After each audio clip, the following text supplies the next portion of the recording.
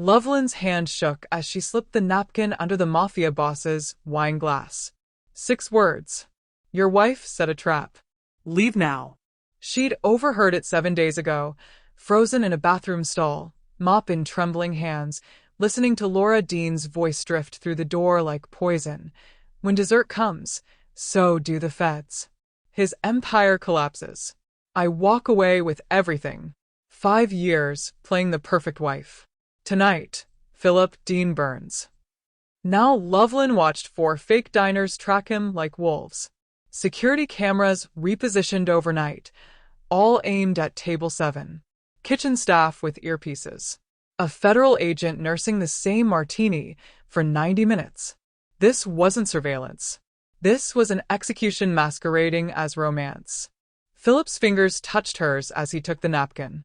Dark eyes lifted, sharp, lethal, deciding whether to trust a 20-year-old cleaner or dismiss her as irrelevant.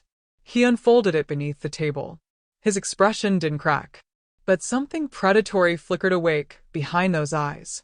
He kissed his wife's cheek. Business call, love. Walked toward the kitchen. Not the exits. The kitchen. Lovelyn's heart stopped. Because she understood. In 30 seconds, this room would explode into chaos. And when Laura's trap failed, she'd come hunting for someone to blame. Someone young. Powerless. Disposable. Someone exactly like her. Before we start, I need to say something that might sound desperate because, honestly, it is. You're about to hear a story I'm genuinely proud of. A story about courage, betrayal, and one woman who changed everything with 6 words on a napkin. But small creators like me, we're invisible unless you make us visible. I'm not asking for money. I'm asking for 2 clicks. Subscribe and like. Do it now before the story starts, as an investment in what's coming. Because if this story delivers, and I promise you it will, I need to know you'll help me reach 1,000 subscribers. Tell me in the comments section where you're watching from. Make me feel like this matters, like I'm not shouting into the void. You clicked here, for a reason. Now give me a reason to keep creating for you. Ready? Here we go. Philip's eyes locked onto Lovelyn's, and for one infinite second, the entire restaurant vanished. There was only that gaze, dark as midnight water, calculating as a chess master 3 moves from checkmate, dangerous in a way that made her lungs forget how to pull air. She'd just handed a loaded gun to a man who built empires on violence. And now he was deciding whether she was an ally or a threat. His fingers moved with the kind of grace that came from controlling rooms full of armed men. Casual, unhurried, precise. He lifted the wine glass to his lips, and beneath that small motion, his other hand unfolded the napkin where only he could see it. 6 words. 6 words that would either save his life or end hers. Lovelyn forced herself to keep moving, to push her cart past table 7 like she hadn't just committed treason against a woman who could destroy her with a phone call. Her hands shook so badly the cleaning supplies rattled, but she kept walking, kept breathing, kept pretending she was still invisible. Behind her, she felt the exact moment Philip's mind shifted into combat mode. His face didn't change. Not even a flicker. To anyone watching, he was still the devoted husband enjoying anniversary wine with his beautiful wife. But something behind his eyes transformed. Something cold and surgical and absolutely lethal woke up and began dissecting the room with the precision of a predator who just realized he was standing in a kill box. She watched him from the corner of her eye as she pretended to wipe down an empty table 3 feet away. Philip's gaze swept the restaurant. Slow. Methodical. And she knew the exact moment he saw what she'd seen. The 4 men with untouched plates. The cameras angled like sniper rifles. The kitchen staff who moved wrong. The woman at the bar with federal authority bleeding through her designer suit. His jaw tightened. Barely, just a millimeter. But Lovelyn had spent her entire life reading the micro-expressions of people who held her survival in their hands. She saw the recognition, the understanding, the rage. Then his face went smooth as glass. Philip set down his wine glass and stood with the easy confidence of a man who'd never feared anything in his life. He leaned down, brushed a kiss against Laura's cheek. Tender, loving, perfect, and his voice carried just enough warmth to sell the lie. Business call, love. You know how it is. 5 minutes, I promise. Laura's smile never wavered. Don't keep me waiting too long. He walked toward the kitchen. Not the front doors where exits glowed in neon promise. Not the lobby where normal people fled danger. The kitchen, staff only, service corridors, delivery exits that didn't appear on guest maps. Lovelyn's heart hammered against her ribs like something trying to break free. He believed me. He's running. 20 seconds passed. 20 seconds of Laura sipping wine and checking her phone, playing the patient wife with Oscar-worthy conviction. Then 30 seconds. Then the world detonated. The front doors exploded inward with enough force to rattle crystal chandeliers. Federal agents in tactical gear flooded the dining room like a SWAT team breaching a war zone. Weapons drawn, voices screaming commands that turned elegant ambience into pure chaos. Everyone down. Hands where we can see them. Federal agents. Diners screamed. Chairs crashed backward. Wine glasses shattered against marble floors like blood spatter. And Laura, beautiful, perfect, deadly Laura, erupted from her seat with a scream so convincing it could have won awards. Oh my God. What's happening? Where's Philip? Someone help me, please. Her hands flew to her face, tears already streaming down sculpted cheekbones, her body trembling with terror that looked absolutely real. She was a master. A 5-year performance condensed into 15 seconds of flawless victim acting. But then her eyes swept the chaos, searching for the one thing that mattered. Her target. Table 7 sat empty. Philip's wine glass abandoned. His chair pushed back. Gone. Lovelyn watched Laura's performance crack for just a heartbeat. A single moment where the mask slipped and something cold and murderous flickered across her features before the terrified wife persona slammed back into place. Then Laura's gaze cut across the room like a knife. And found Lovelyn. Their eyes met through the chaos of federal agents and screaming diners and overturned furniture. 20 feet of pandemonium separated them. But Lovelyn felt the impact like a physical blow. Recognition flared in Laura's eyes. Then understanding, sharp and immediate. You warned him. You ruined everything. The rage that followed was so pure, so concentrated, that Lovelyn actually took a step backward, her body responding to a threat her brain hadn't fully processed yet. Laura's lips moved, forming words Lovelyn couldn't hear over the chaos but understood with crystal clarity. You're dead. Then federal agents swarmed Laura, surrounding her with questions and protective positioning, and she dissolved back into the terrified wife role so seamlessly it was like watching someone flip a light switch between human and predator. Lovelyn stood frozen beside her cleaning cart, adrenaline turning her blood to electricity. She knows. She knows I warned him. And she's going to kill me for it. The restaurant had become a crime scene. Federal agents barked orders. Diners were being herded toward exits. Somewhere in the building, alarms wailed. And Lovelyn, 20 years old, invisible, disposable, had just made an enemy of a woman who'd spent 5 years orchestrating the perfect murder. She needed to run. Right now. Before Laura gave the order to whoever was waiting outside with orders to tie up loose ends. Before the woman who'd just lost everything decided that killing one terrified cleaner was a small price to pay for revenge. Lovelyn's hands tightened on her cleaning cart, and she did the only thing that made sense. She ran. Lovelyn made it 3 steps toward the service corridor before a hand locked around her wrist like an iron shackle and yanked her backward with enough force to nearly dislocate her shoulder. She opened her mouth to scream, but Philip Dean spun her through the kitchen doors before sound could escape, dragging her into a war zone of stainless steel and fire. Chefs screamed. Pots crashed. Someone was shouting in rapid-fire Italian, and through the chaos, Lovelyn saw them. Men in server uniforms peeling away their disguises like snakes shedding skin, weapons appearing in hands that had been carrying wine bottles 30 seconds ago. Philip moved like he'd choreographed this escape 1,000 times.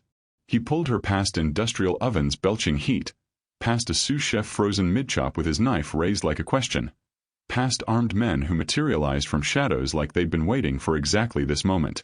Then they hit the back exit, metal doors exploding outward, and night air slammed into Lovelyn's lungs like a fist made of ice.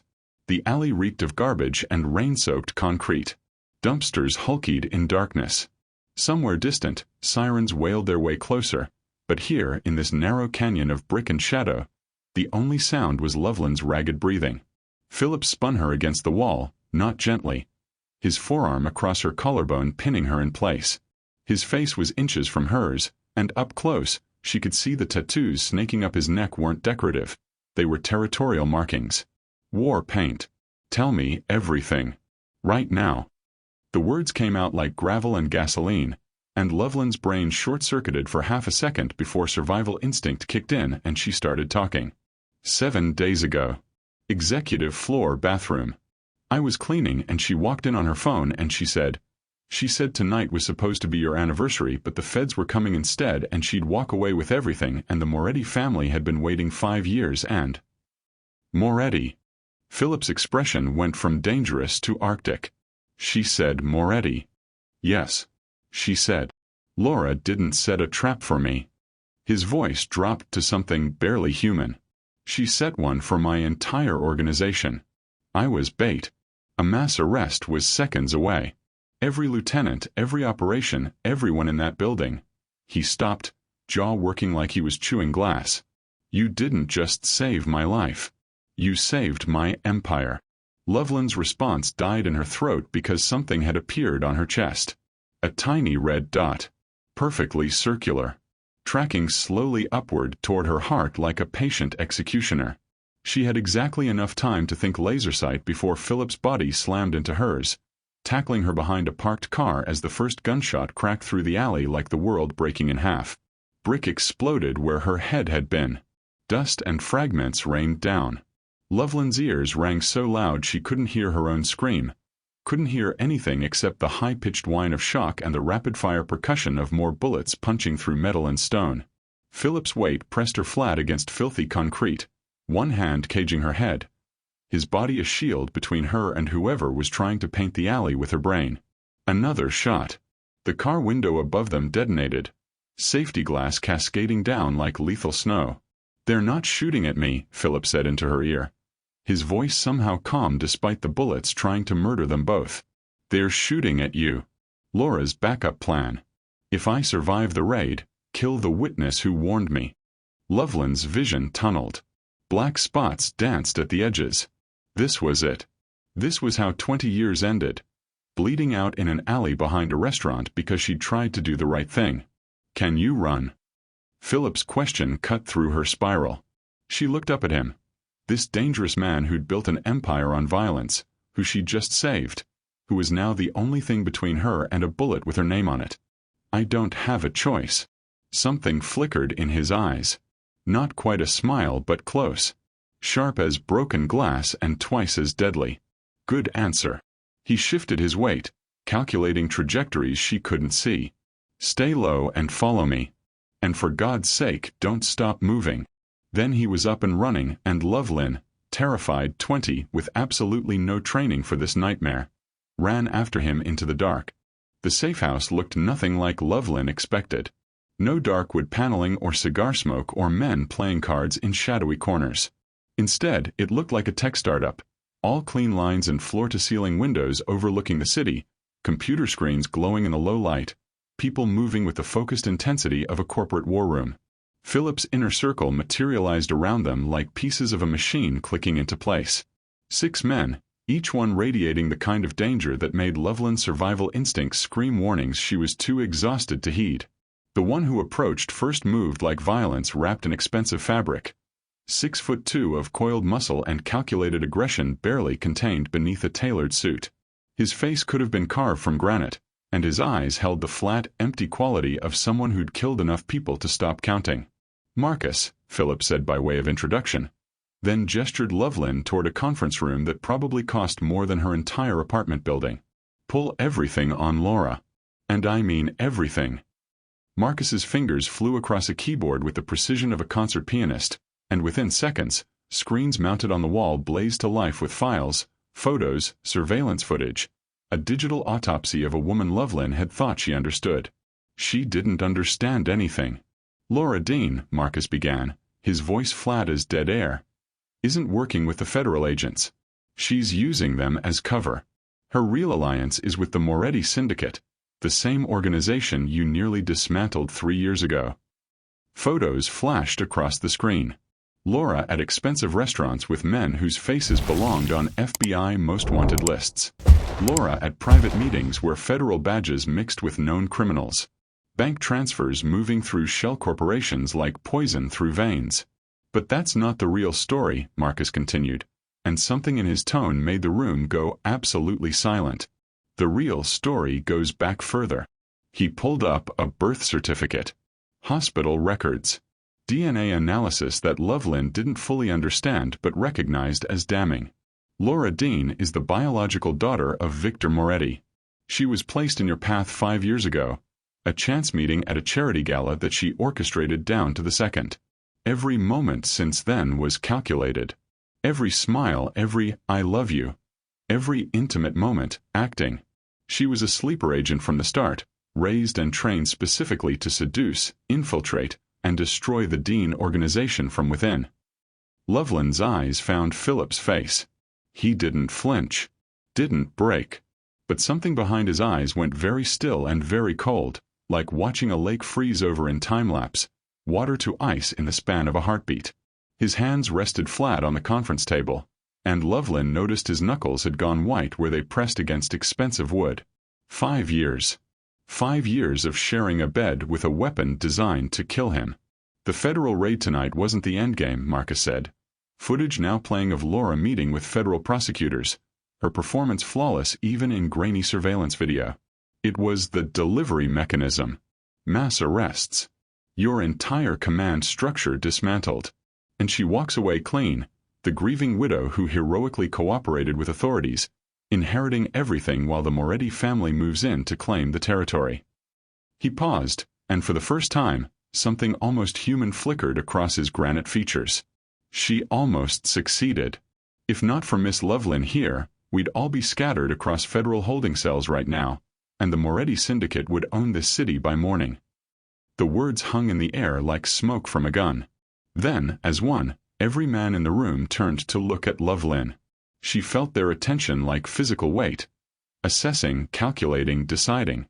These were men who solved problems with violence. Men who'd built empires on bodies and loyalty and knowing exactly when someone became a liability.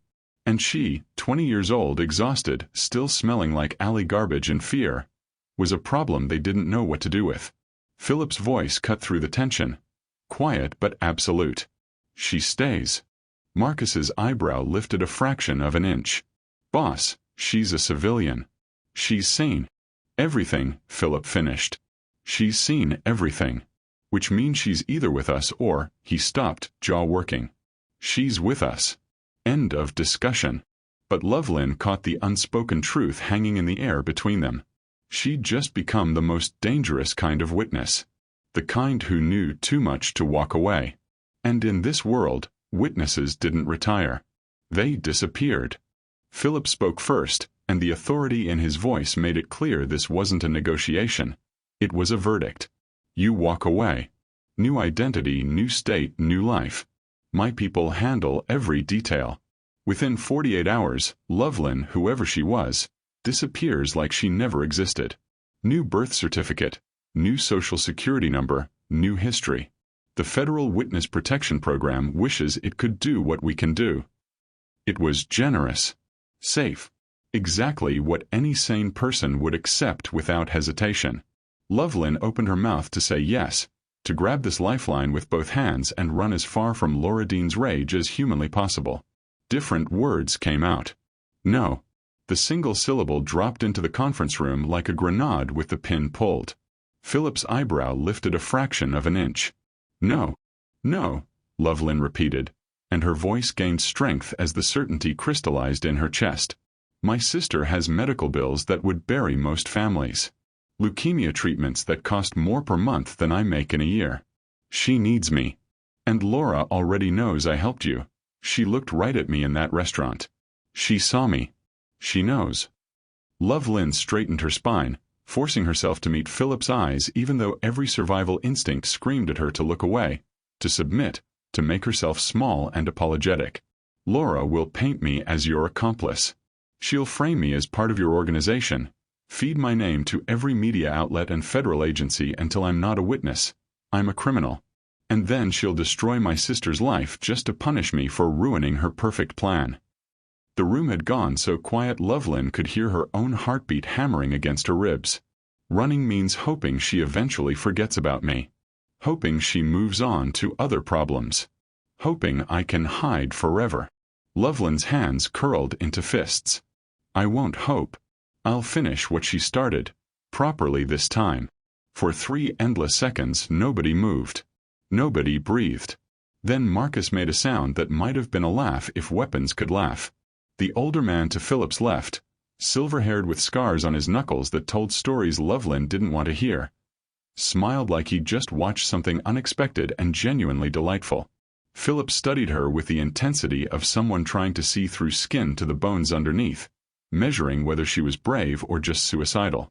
You're either the most courageous person I've met in 10 years, he said slowly, or you're completely insane. Possibly both. He glanced at Marcus. Keep her close. If she needs training, train her. She's got instincts that are worth more than expensive equipment. Lovelyn realized with sudden crystalline clarity that she'd just enlisted in a war she barely understood. But the alternative was running forever or dying fast, and neither option appealed to the part of her that had spent 20 years being invisible, being dismissed, being treated like furniture in other people's important lives. She was so tired of being nobody. One condition, she heard herself say, and every single man in the room looked at her like she'd spontaneously grown a second head. People didn't give Philip Dean conditions. That's not how power worked. My sister stays protected. Whatever happens to me, whether I'm useful or I screw up or I become a liability, nothing touches her. Ever. She gets her treatments, she stays safe, and when this is over, she has a life. The silence stretched so thin Lovelyn thought it might snap and cut them all.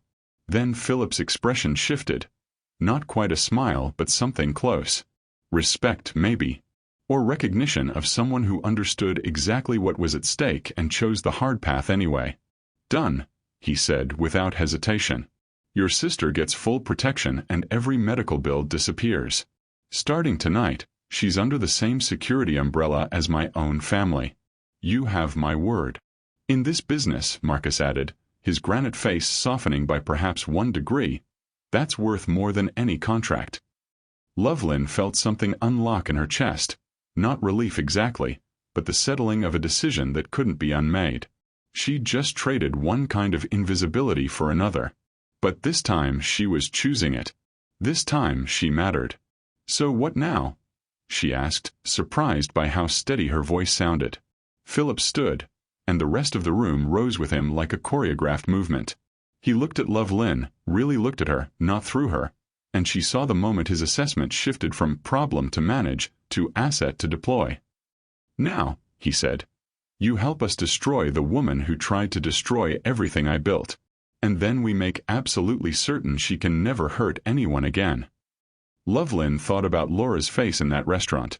The rage, the calculation, the absolute certainty that she could eliminate one inconvenient cleaner without consequences. Good, Lovelyn said. Because she looked at me like I was nothing. Like I was disposable. Philip's smile was sharp as broken glass. Let's show her exactly how wrong she was. The news broke at dawn like a carefully orchestrated bomb. Lovelyn was drinking burnt coffee in the safehouse kitchen, exhaustion pulling at her bones, when Marcus appeared with a tablet and an expression that somehow looked grimmer than usual. You need to see this. He pressed play, and Laura Dean's face filled the screen. Tear-streaked, vulnerable, absolutely devastating. She sat in what looked like a hotel room, wrapped in an oversized sweater that made her look small and fragile, her makeup flawless even in her apparent distress. I thought I knew him, Laura said, her voice breaking in exactly the right places, trembling with perfectly calibrated emotion. I thought I was safe. But Philip Dean, the man I married, the man I loved, he's been lying to me for years. The interviewer's voice, dripping sympathy. Can you tell us what happened last night? Laura's hand flew to her mouth, a sob catching in her throat. The federal agents, they saved my life. I didn't know what Philip really was. The violence, the criminal empire, the threats.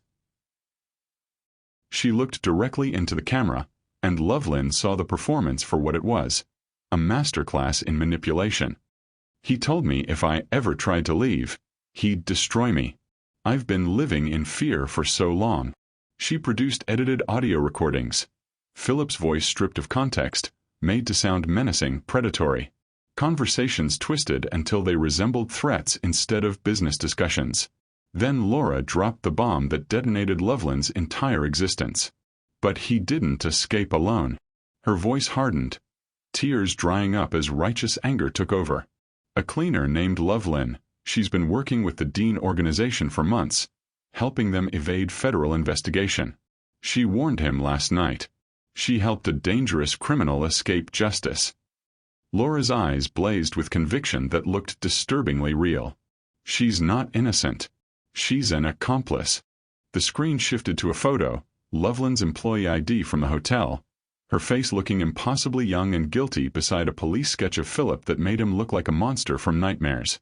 Mafia boss and accomplice evade federal raid, screamed the headline. Cleaner helped crime lord escape justice, declared another. Lovelyn's phone, Marcus had let her keep it to monitor the damage, began vibrating so violently it danced across the kitchen counter. Messages flooded in from people she barely remembered. High school acquaintances, former co-workers, distant relatives who'd never cared about her existence until now. I always knew there was something off about you. How could you help a monster like that? You should be ashamed. A few defended her, but they were drowned in the tsunami of accusation and manufactured outrage. Then her sister's name flashed on the screen, and Lovelyn's heart stopped. Lynn.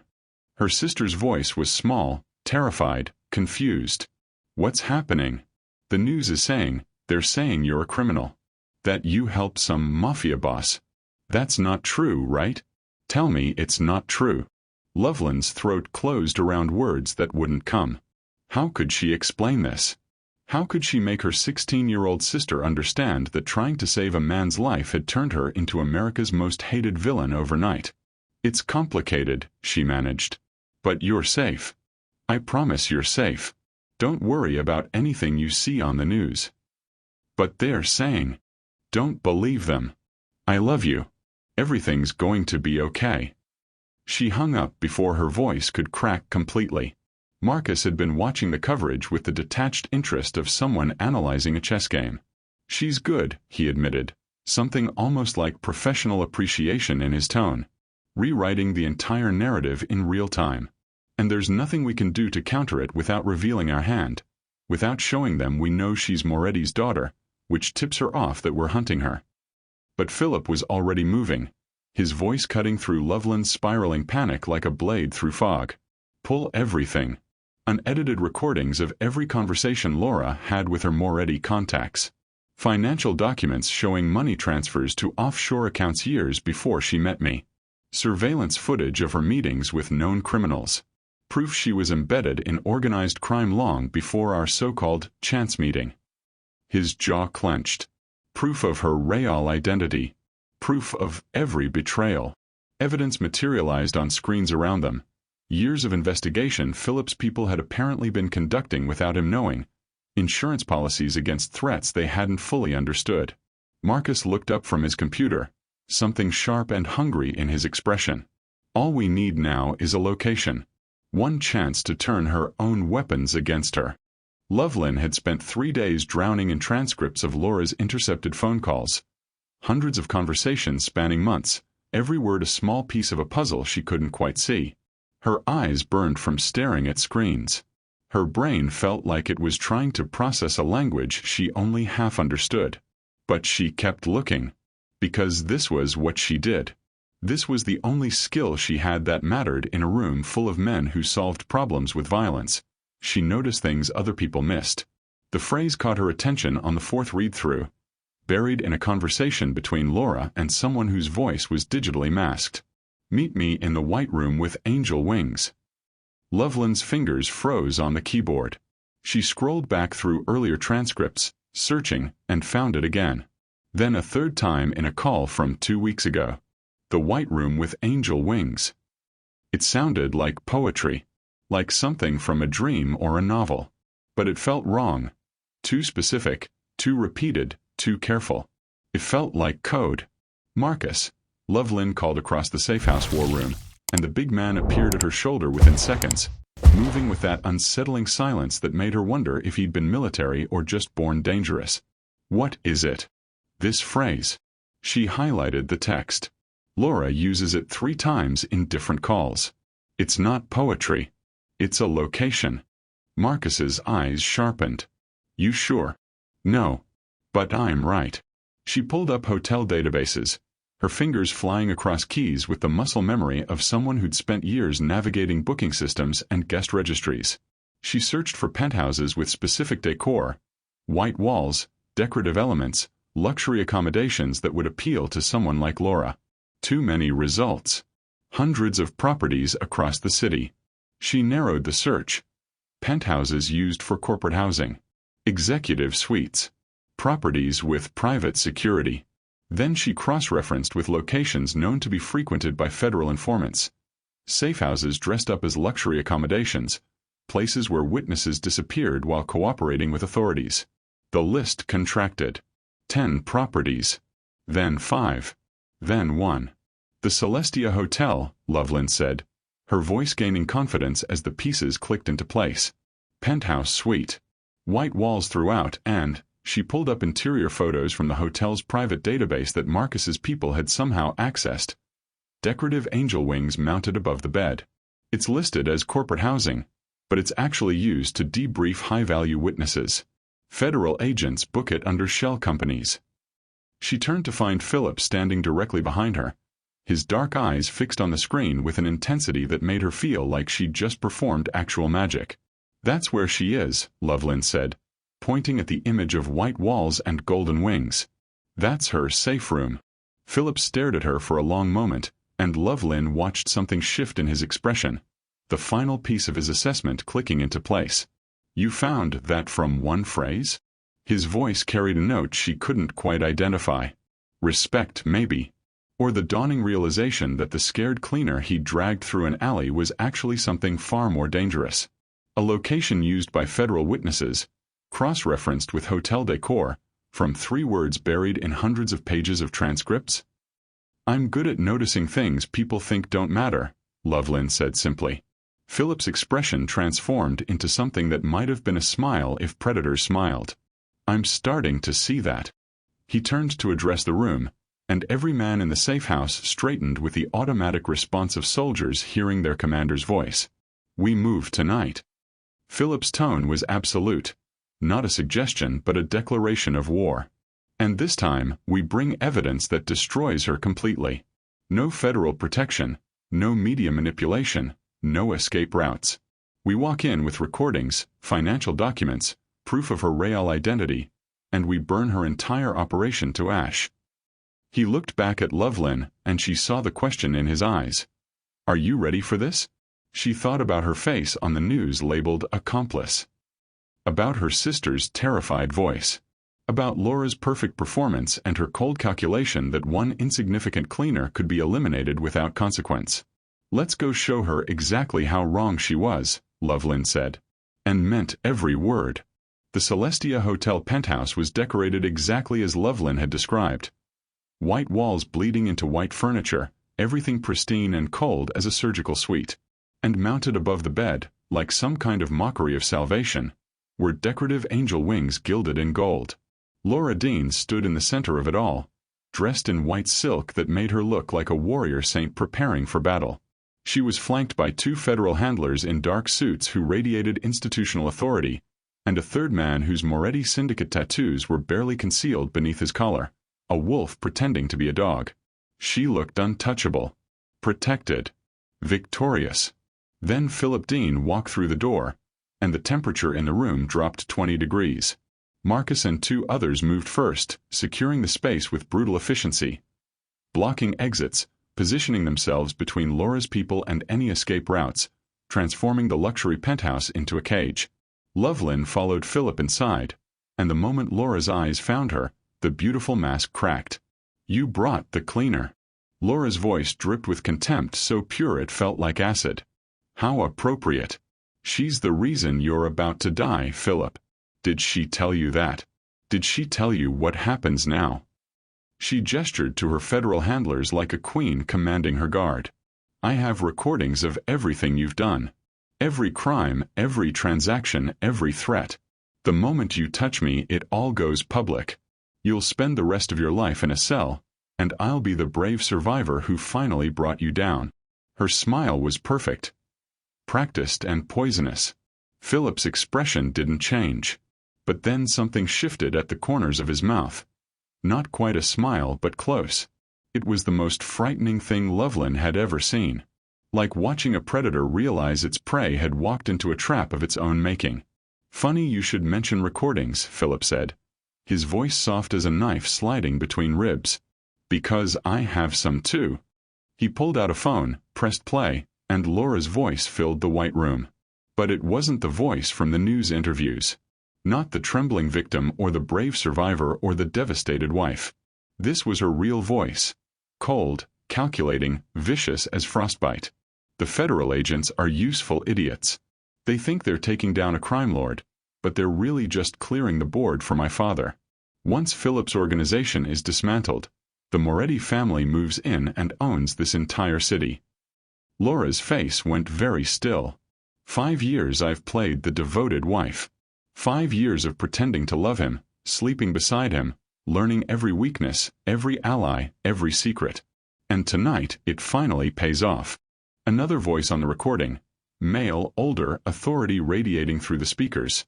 "Your father is proud, Elena. The Moretti name will be restored." Not Elena anymore. That girl died the day I became Laura Dean. But after tonight, I can stop pretending. After tonight, Philip's empire becomes our empire, and I never have to fake another smile at that man again. The recording continued. Conversations with bought federal agents, discussions of fabricated evidence, casual mentions of murders ordered and witnesses eliminated. Every word she'd spoken in private, thinking she was safe, now playing for the people she'd manipulated. Lovelyn watched the federal handlers' faces drain of color as they realized in real time that they hadn't been running an investigation. They'd been weapons aimed by a crime family at their enemy. Their careers weren't just over. They were about to become co-conspirators in organized crime. One of them actually took a step back, hand moving toward his service weapon, then freezing as he realized he had no idea who the real enemy was anymore. But Laura's mask was finally, completely shattering. "Where did you?" Her voice cracked, the performance dying mid-sentence. Those are private conversations. Recorded by your own burner phones, Marcus said, his voice flat as dead air. "Every device you thought was secure. Every location you thought was safe. We've been tracking you for 6 months, collecting evidence of your real identity, your Moretti connections, your plan to frame Philip and destroy his organization from within." Philip took a step forward, and Laura actually backed up, the first time Lovelyn had seen her look genuinely afraid. "You wanted to destroy my empire," Philip said quietly. "You almost succeeded. But you made one mistake." "What mistake?" The question came out like broken glass. "You underestimated the cleaner." Laura's eyes snapped to Lovelyn, and the hatred burning there was so pure it felt radioactive. "That insignificant little girl. She's nothing.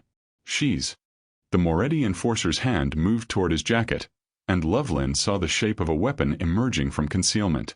Everything happened at once. The Moretti enforcer's hand moved toward his jacket, and Lovelyn saw the weapon emerging from concealment like a snake uncoiling. Her body moved before her brain could stop it. 3 days of training with Marcus, learning to survive in a world where hesitation meant death, condensed into a single moment of instinct. Her hand shot out, grabbed the heavy crystal lamp from the side table, and swung with everything she had. The base connected with the enforcer's gun hand just as his finger found the trigger. The weapon discharged with a crack that shattered the white room's perfection. Plaster exploded from the ceiling, raining down like toxic snow. The enforcer stumbled backward, weapon clattering across expensive marble. Marcus was on him before the gun stopped sliding. Brutal, efficient, disarming him with the casual violence of someone who'd done this 1,000 times. Zip ties appeared. The enforcer hit the floor face first. But the room had gone absolutely silent for a different reason. Lovelyn stood there, lamp still gripped in white-knuckled hands, chest heaving, adrenaline screaming through her veins like electricity. She'd made the first move. Not Philip. Not Marcus. Not the trained killers who knew how to handle moments like this. A cleaner who'd scrubbed hotel bathrooms a week ago. A nobody who'd become someone who refused to die quietly. Laura stared at her with hatred so pure it felt radioactive. "You stupid girl." Her voice trembled with rage barely contained beneath silk and composure. "You have no idea what you've done. What he is. What he'll become with you beside him." Lovelyn set the lamp down carefully, surprised by how steady her hands suddenly were. "I know what you are. And that's enough."